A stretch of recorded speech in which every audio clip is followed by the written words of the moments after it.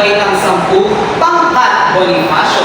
Pag sinabi kong gising na ba ang lahat, ang inyong tugon? Aba, syempre po. Isa pa, gising na ba ang lahat? Aba, syempre po. Handa na para sa ating bagong aralin. Aba, syempre po. Kung gayon ay ating itong umpisahan sa isang maikling panalangin na papangunahan ng inyong kamag-aral na si Iba. Kaya magsitayo tayo. Sa ngalan ng Ama, ng Anak, at ng Espiritu Santo. Panginoon, maraming salamat po sa araw na ito. Gawin niyo po kami sa aming pag-aaral at gayon din gawin niyo po magtuturo sa amin. Sa iyo lahat ng papuri, sa ngalan ng Ama, ng Anak, at ng Espiritu Santo. Maraming salamat. Maaari kayo magsulat. Bago tayo tumuno sa ating balik-aral, meron lamang muling paalala sa Sir Juan bago magsimula ang ating talakayan. Una na iyan ang pumasok sa takdang oras. Ibig kong sabihin, dapat bago magsimula ang ating klase, ay dapat kumpleto na tayo ng ating sisintalan upang maiwasan ang sobrang pagkonsumo sa ating oras. Kaya naman ang tanong, may iban ba sa ating klase? Wala pong liwa sa akin. Mahusay magaling, palakpakan ninyo ang inyong mga sarili. Sumunod, irespeto ang inyong guro at ang inyong mga kamutan. Iwasan ang paglikha ng kung anong maingay na maaaring makaabala o makaapekto sa daloy ng ating talakayan. At panghuli, ugaliin ang pakikilahok sa klase. Kapag may tanong, nais magbahagi patungkol sa ating pag-aaralan, ay itaas lamang ang inyong mga kamay. Nang sa ganon ay mas maging masaya, produktibo at makapuluhan ang ating talakayan ngayong umaga. Kaya naman, mga Bonifacio, ang tanong, handa na ba para sa bagong aralin? Aba, syempre po.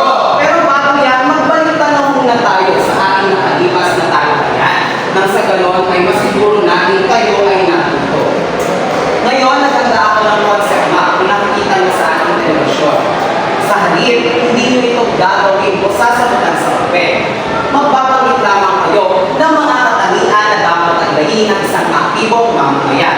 Naaalala ka po ba? Okay, magbigay ng isang katangian na dapat taglayin ng isang aktibong mamamayan. Anyone? Mr. Aliparo. Mabilis ko sa kayo. Tama, mahusay. Bilang parte ng ating komunidad, mahalaga na tayo ay responsable. Dahil kaakibat nito ang pagiging isang mabuting bahagi ng ating komunidad. Ano pa, Mr. Laban? Nakikilang po sa komunidad. Very good. Isa pa yan sa dapat natin tatandaan. Ang pakikilahok sa ating komunidad ay isa sa nagpapakita na tayo ay aktibo at may pakialam sa kung ano ang nangyayari sa ating kapaligiran. Ikatlo, balupan. Pagsunod sa mga batas. Tama. Isa yan sa pangunahin natin tungkulin bilang parte ng ating bansa. Ang sumunod sa mga batas. At panghuli, Hindi makabatas. tama. At alam ko na naaalala niyo ba ang ating mga naging talakayan ng mga nakaraang araw. Kaya naman, binabati ko kayo. Yan,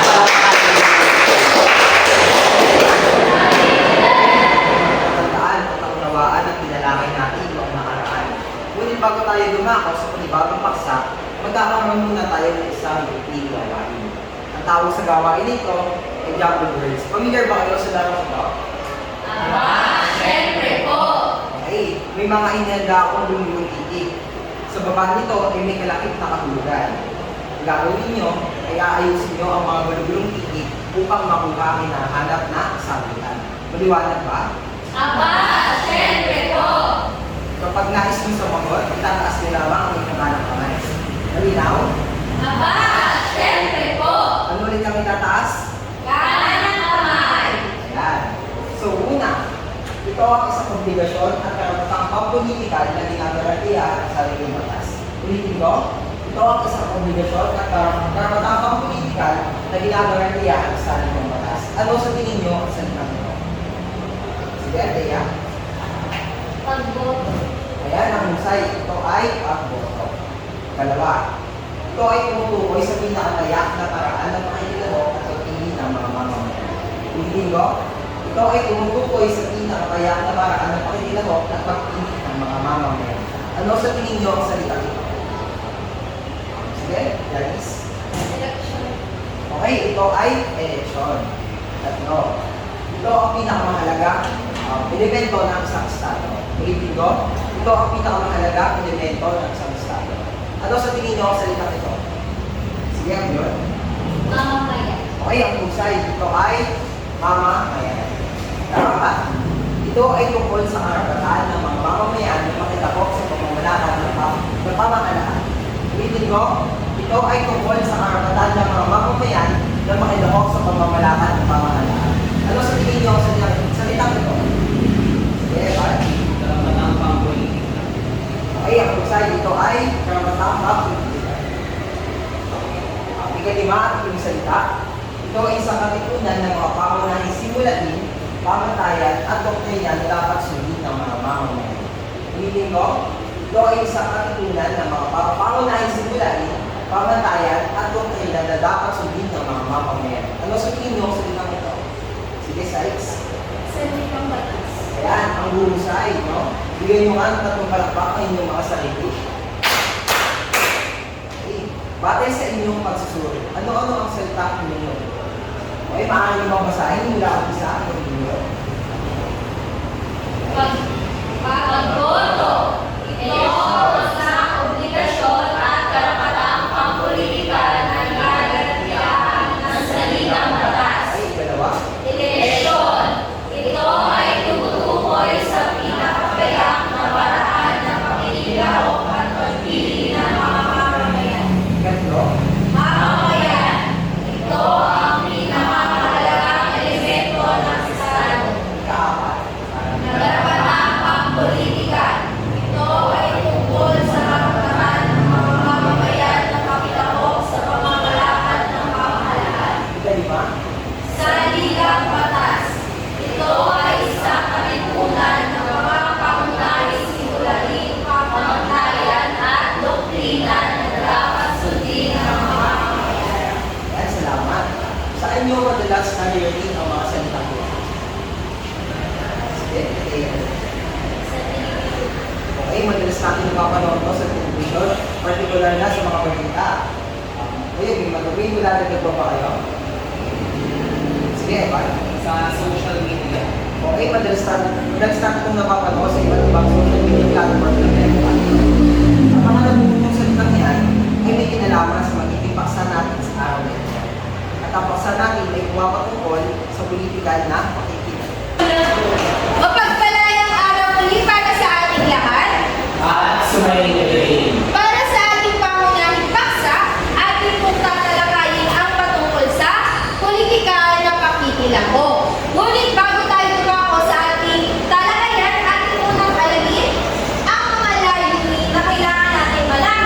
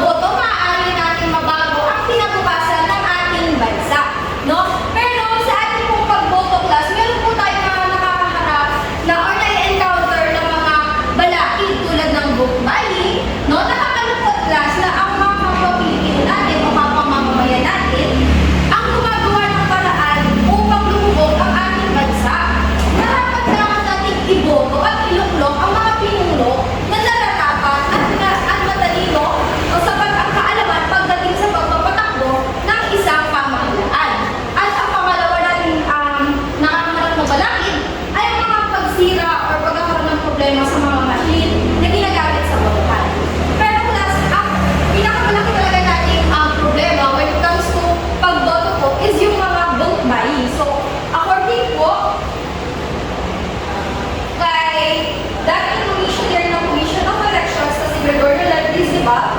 Taong 2016, mataas daw po ang porsyento na nangyari ang mga insidente dayaan sa pagboto tulad lang ng vote buying. So nakakalungkot lang na tayo mga mamamayan o tayo mga botante ang dapat na nagbibigay ng inspirasyon or kaya ng panibagong bukas para sa ating bansa pero parang tayo pa ang gumagawa upang masira ang kinabukasan na iyon. So class, bago matapos ang ating talakayan, bibigyan ko lamang kayo ng isang quotation kung saan maaari mong dalhin hanggang kayo tumanda or sa inyong araw-araw na pamumuhay or kaya pag kayo naging botante na lagi yung tatandaan class, ang quote na ito, ginawa ko to, na ang boto mo ay ang kinabukasan ng bansang kinabibilangan mo. Kaya class, laging tatandaan, maging matalino at maging masuri sa mga leader na iboboto natin sa darating na halal. Yun lamang, naway natuto kayo sa akin. Maraming salamat. At ayun, magaling. Tapos na ang ating aralin. Narito, ating tatlong katanungan na inanda upang masukat kung may natutunan ba sa talakayan ngayong araw.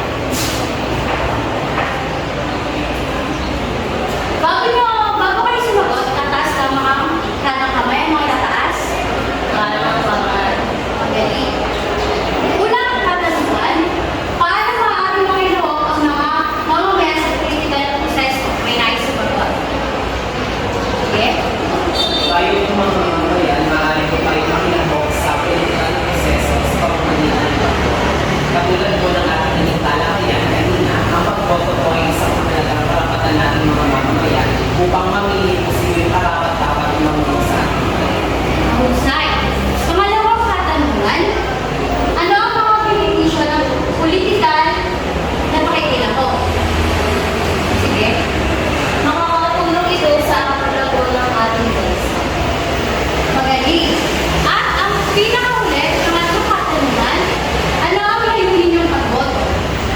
Sige. Sa puso lahat ng pagboto ay mapili ng isang leader o pinili sa bayan ng isang bansa. Magaling. Kayo ang natutunan na intindihan sa araw na ito. Bigyan niyo ang mga sarili niyo ng palakpak. Sa araw na ito, meron kayo susuriin na larawan. Kaya maglalabas kayo ng papel at ballpen. Gawin, panuto, suriin ang larawan at sagutan ng mga katanungan sa ibaba nito. Number 1, ano ang pinagkukulan ng mga larawan? Number 2, ano ang mga katangian na dapat tanggalin ng isang mamayanan sa pagboto? Number 3, bakit mahalaga para sa mga mamayanan ng isang bansa ang pagboto? Ano ang kahulugan at mahalaga ng politika at pakikilahok? So, bibigyan ko lamang kayo ng 5 minuto para sagutan ang mga. So, pwede naman nag-start.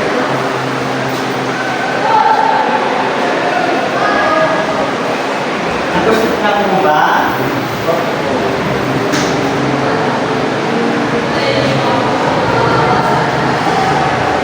Ulit ang panuno. Number 1, ano ang ito ng mga larawan? Number 2, ano ang mga katangian na dapat tanggalin ng isang mamayanan sa pagboto? Number 3, bakit mahalaga para sa mamayanan ng isang bansa ang pagboto? Ano ang halaga ng politika?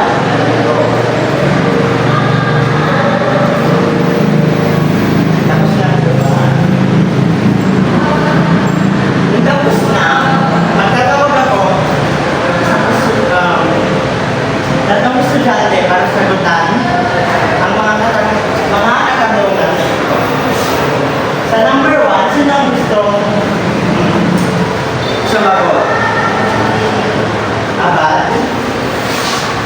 Sa tingin ko po, ang pala nito ay pag-vote by pagbili ng boto ng kasama. And good, bigyan siya ng tatlong palakpak. Sa number 2, sino gustong sumagot? Okay. Ano ang mga katangian na dapat tanggalin sa mga bansa? Sir, kagaya po namin tinuro kanina, mahalaga katangian na dapat tanggalin natin mga mamamayan kaya ang maging matalino at wise po sa pagpili na kung sino po yung mamuuna sa ating bansa.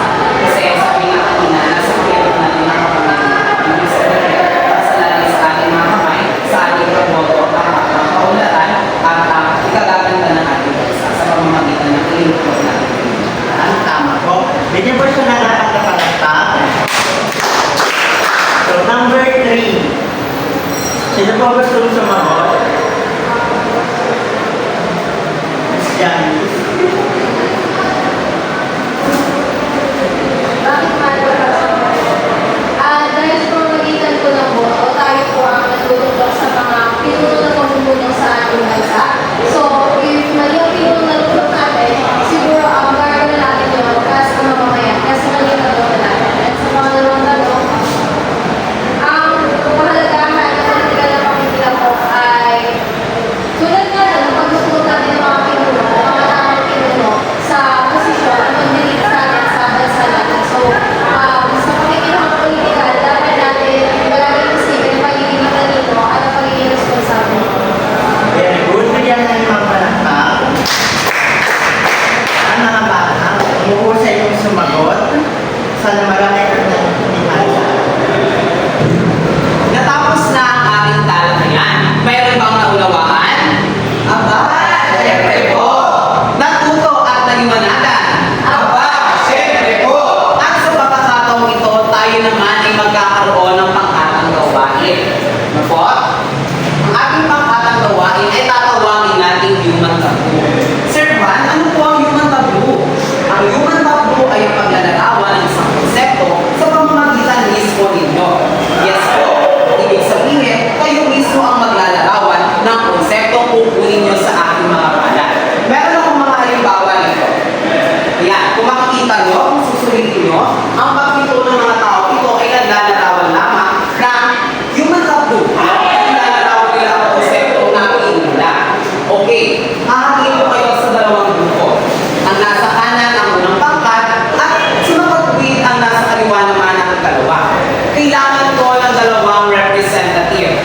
Okay, maaari kayo pumili ng representative nyo na bubunot sa aking mga palad ng konseptong inyong gagawin. Okay? Meron na ba? Okay, dapat na sa unahan. Okay, wait lang. Isa-shadow lang ni sir. Okay, ayan. Ayan. Okay, wala mo nang sisilip ha ng konsepto. Kaya nyo muna akong basahin ang rubric sa pagmamanta. Okay, meron tayong tatlong pamantayan. Interpretasyon, presentasyon, at partisipasyon. Bawat pamantayan ay may kaukulang puntos. Okay, para sa interpretasyon, 5 puntos kung kayo ay nagpakita ng napakamakukuhanan at kapag-paniwala sa kilos at sa ekspresyon. Para naman sa presentasyon, 5 puntos kung napakalinaw ng inyong paglalarawan. Sa partisipasyon naman, kasama ang lahat ng miyembro ng bawat pangkat. 3 puntos naman sa interpretasyon kung kayo ay nagpakita ng makatotohanan at kapani-paniwalang kilos at sa inyong mga ekspresyon. 3 puntos sa presentasyon kung malinaw ang inyong pagkakalahat. At para naman sa partisipasyon, 3 puntos kung kaunti lamang ang nag-participate sa inyong pangkat. At para naman sa 1 puntos na imposible naman na inyong makakuha dahil napakamahuhusay ng mga estudyante ng pangkat Bonifacio. Okay, 1 puntos sa interpretasyon, presentasyon at partisipasyon kung hindi nyo ito nailarawan o naipakita na maayos at kung kaunti lamang ang nag-participate sa ating gawain.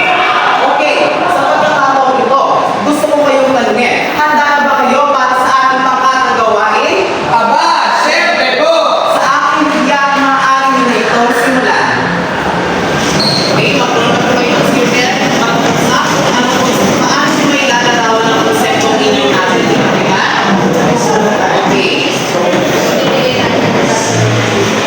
Meron lang kayo sa minuto, kasama na ang interpretasyon, kasama na ang paliwanag at paano nyo gagawin ng inyong kabuhan. Okay.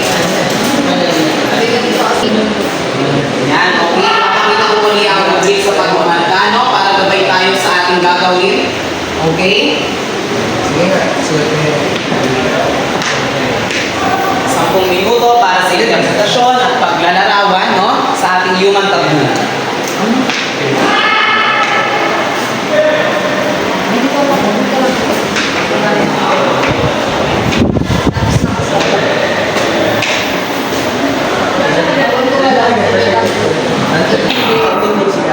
Magboto sila. Okay, ulitin interpretasyon, presentasyon, at partisipasyon. Kayo ay makakakuha ng 5 puntos kung kayo ay magpapakita ng napakamakayaganan at kakaling paniwala sa inyong mga ekspresyon. Para naman sa presentasyon, ay naipakita niyo ito ng napakalinaw at nailakad ito sa pamamagitan ng iyong mga partisipasyon, 5 puntos kung kayong lahat ay nag-participate. Kailangan makita ko ang bawat miyembro ng pangkat na nakikihalugilo, nakikilahok sa ating pangkatang gawain. Okay. 3 puntos naman kung makatotohanan at kapalipaniwala dito sa ekspresyon ng bawat miyembro. Para sa presentasyon, 3 puntos kung malinaw mo na ilahan ang inyong tapo at sa partisipasyon, kaunti lamang ang tao, kaya kayo ay makakakuha ng 3 puntos. Okay ba? Yes po. Okay.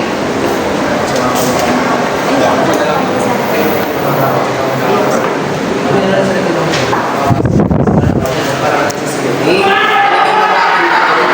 Ikaunang pangkat sa kanilang gagawin yung magkakaroon. Okay.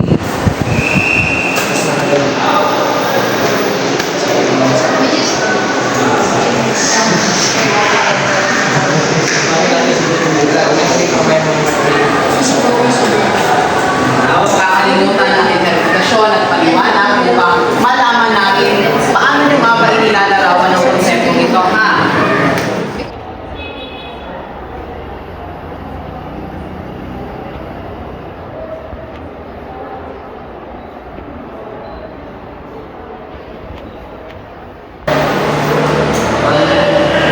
Okay, handa na ba ang lahat para ipakita ang kanilang mga konsepto? Aba, syempre po! Sa pagkakataon ito, ang unang pangkat ang maglalarawan ng kanilang konsepto. Pagbilang ko ng 3, 1, 2, 3, ipakita ang inyong konsepto. Ayun, yung sa grupo po namin ay patungkol sa pagdalo sa mga pagtutulong na may kinalaman sa programang pamamahalaan. So nakikita niyo naman po, ito po yung leader or yung nangunguna para sa ang gagawin nila community engagement, and ito po yung mga nakikinig, yung mga part of, halimbawa po sa mga subdivision, sila po yung mga homeowners na gusto magkaroon po ng pagbabago or gusto ng engagement sa kanilang community. So ayun po, nakikita niyo naman po na sila ay nagkakaroon ng pagtutulong ay manatili. At meron po, nagtutulong tayong leader para isa or para mamuna sa gagawin nila community engagement. Yun lang. Talaga naman hindi kumalaw si Mr. Baterina para ipakita sa atin ang magandang paglalarawan ng kanilang konsepto. Okay, bigyan ng 5 palakpak. At sa aking mutya, kumanda ng 2 pangkat, 1, 2, 3, ipakita ang inyong konsepto. So, sandali. Titignan ko kung paano yung pinalarawan. Okay. So yan. Nakikita niyo po, meron sila kasunod. Sa kasunod ay maging kabataan ay may karapatan. So ang pinaglalaban po namin dito ay ang pagkabataan po. At ayun, pero nagsasabi kung ano yung mga karapatan na kabataan at kung ano yung pinaglalaban nila. At syempre, kasama yung mga tigisa at nakikipagsa kung ano yung ipinaglalaban nila. Yan. Palakpakan natin ang 2 pangkat. Maraming salamat.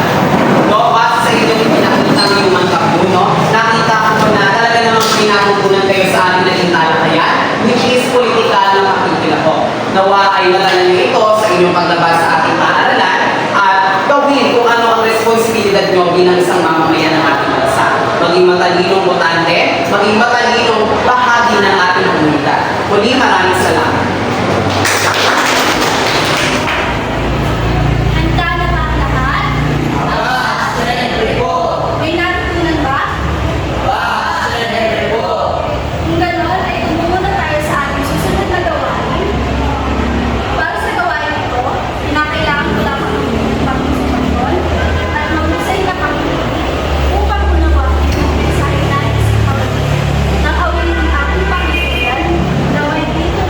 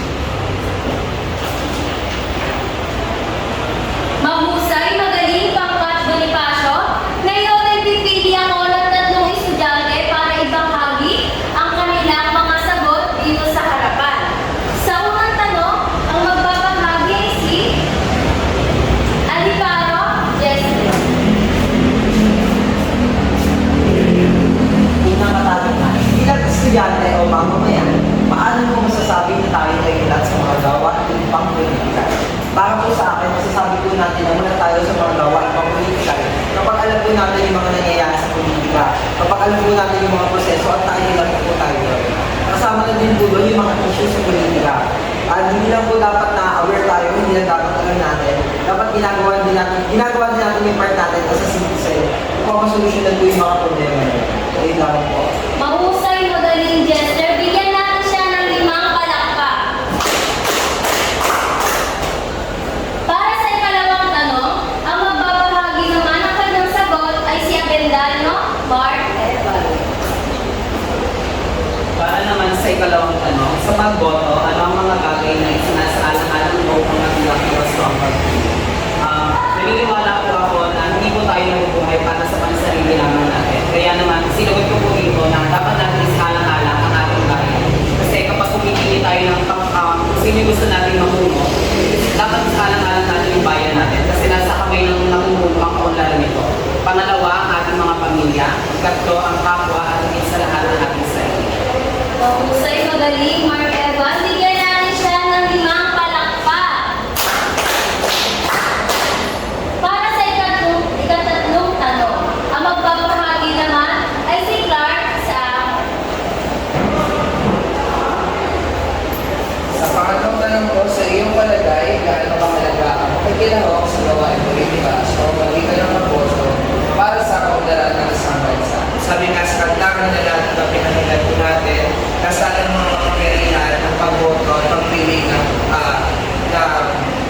namamahala at magiging namumuno ng ating bansa. So, sa pakikilahok po, doon na natin malalaman kung sino ba yun talaga yung parang dapat at tiwa-tiwa ng mamuno para sa bansa natin. Doon natin malalaman kung sino yung kailangan natin iboto na siya din ang, dahil sila din naman yung magiging dahilan ng pagbulan ng bansa. Mahusay, magaling, Clark. Bigyan natin siya ng 5 palakpak. Dahil naibahagi ninyo ang inyong mga kasagutan sa ating aktibidad ngayong araw, dito na natatapos ang ating aktibidad. Ayan, gising pa ba? Aba, syempre po. Ulitin ko, gising pa ba? Aba, syempre po. Yan. Sa puntang ito ng ating klase ay labas sa kahit anong gadget na mga nag-iilan kung saan ang link na nakalagay sa Google Classroom. Sige, ilabas natin yung mga cellphones natin. Nailabas na ba? Aba, syempre po. Sa pamamagitan ng word wall, ang link na ipilahatid ko kanina sa ating Google Classroom ay basahin at suriin mabuti ang mga sumusunod na pakaya. Piliin ang titik ng tamang sagot. So meron tayong 5 item. Ang 3 ay madali. Ang isa ay ang isa pa ay mahirap. Huwag kalimutan na lagayan ng mga pangalan pagkatapos sagutan ng mga items na ito. Malinaw ba? Aba, syempre po.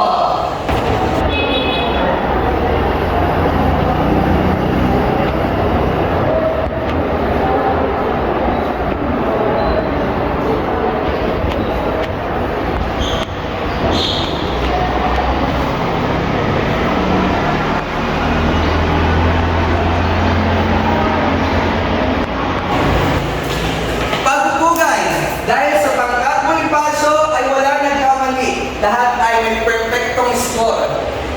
Ang ating namumuna ay si Lawrence. Bigyan natin siya ng 5 palakpak. Bago matapos ang klase ngayong araw, may karagdagan akong gawain na ipapauwi sa inyo na. Simbolismo ay paliwanag. Panuto, sa isang shortcut paper, umuhit ng isang simbolo na nagpapakita ng kahalagahan na pakikilahok sa gawain paborito.